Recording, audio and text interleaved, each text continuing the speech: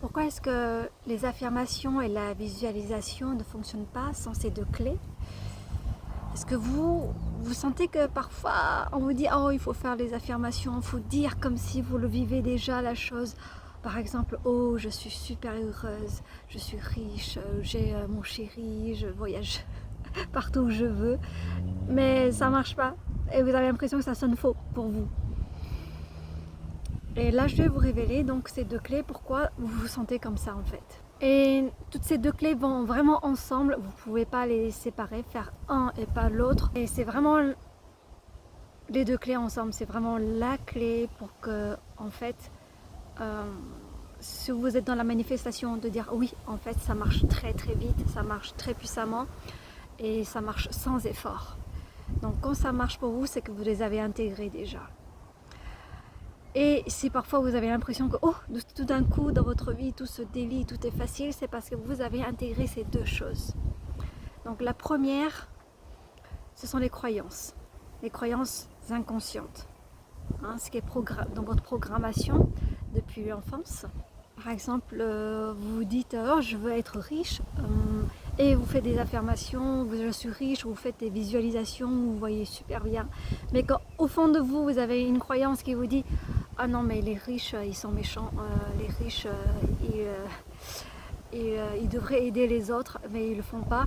Et si vous avez tous ces jugements derrière à propos de la richesse ou des gens qui sont riches, ou alors ou si vous avez peur que si vous êtes riche vous serez rejeté peut-être par vos proches ou par les personnes qui ne sont pas d'accord avec vous, votre entourage de maintenant, ça va faire un conflit intérieur, une bataille intérieure. Donc, ouais, donc c'est dur, c'est difficile à ce moment-là d'accéder à cette sensation vraiment pleine de ah oui, je me sens abondante, je me sens riche.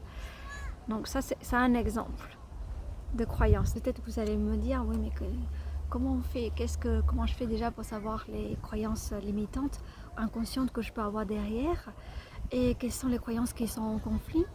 Donc la solution déjà, en premier lieu, c'est déjà de repérer, d'avoir conscience des croyances qui peuvent vous bloquer. Donc les croyances qui peuvent être en conflit, c'est ce que j'aide les personnes que j'accompagne à faire, à les débusquer, les découvrir une à une, et puis ensuite ce que vous pouvez faire, donc ensuite à les libérer. Les libérer, vous avez plusieurs méthodes pour le faire. Il y a une très simple que vous pouvez déjà mettre en application, c'est de vérifier sa véracité.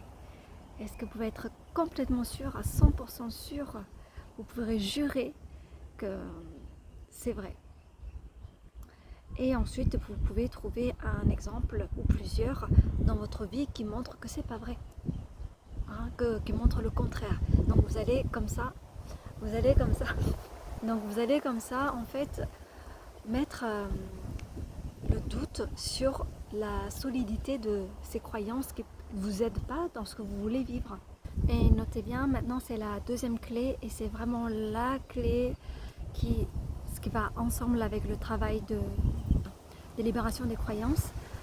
Parce que si la libération des croyances a été faite uniquement au niveau mental, au niveau conscient, en fait le corps il n'a pas intégré. Donc cette deuxième clé, c'est vraiment le système nerveux, le côté somatique, de l'intégrer dans le système nerveux, notamment si vous avez vécu des traumas dans l'enfance.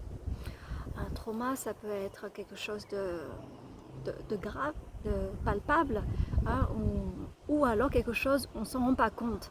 C'est-à-dire, on peut, si dans l'enfance vous avez été négligé, vous avez eu des proches, des personnes qui s'occupaient de vous qui étaient émotionnellement absents, même s'ils étaient physiquement là, ou si on vous disait, si vous exprimez vos émotions, on vous dit c'était trop et stop, ou si vous pleurez, on dit pleure pas, c'est pour les faibles.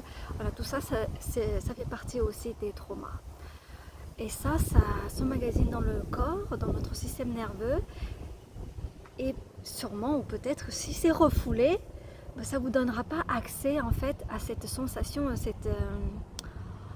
cette incarnation de ce que vous avez envie de vivre, que ce soit au niveau de la richesse, d'une relation, de l'amour, tout cela.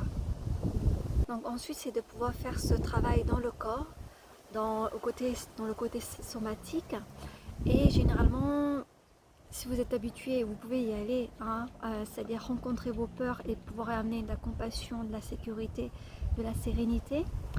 Autrement, vous vous faites accompagner, vous trouvez quelqu'un avec qui vous vous sentez en confiance, en sécurité, qui pourra vous contenir dans le fait que vous traversez laisser remonter toutes ces peurs, ces émotions, et que la personne puisse les accueillir avec maturité, hein, et qu'elle puisse vous rassurer. Et avec toute mon expérience et aussi tous les changements que je vois, je peux vous dire qu'en travaillant sur ces deux choses-là, vous pouvez apporter des transformations magiques dans votre vie. Donc, vous pouvez me dire s'il y a des choses qui vous parlent, s'il y a des choses, il y a une de ces deux clés qui vous parle, une que vous aimeriez approfondir davantage, qu'est-ce qui vous a touché, qu'est-ce qui résonne avec vous.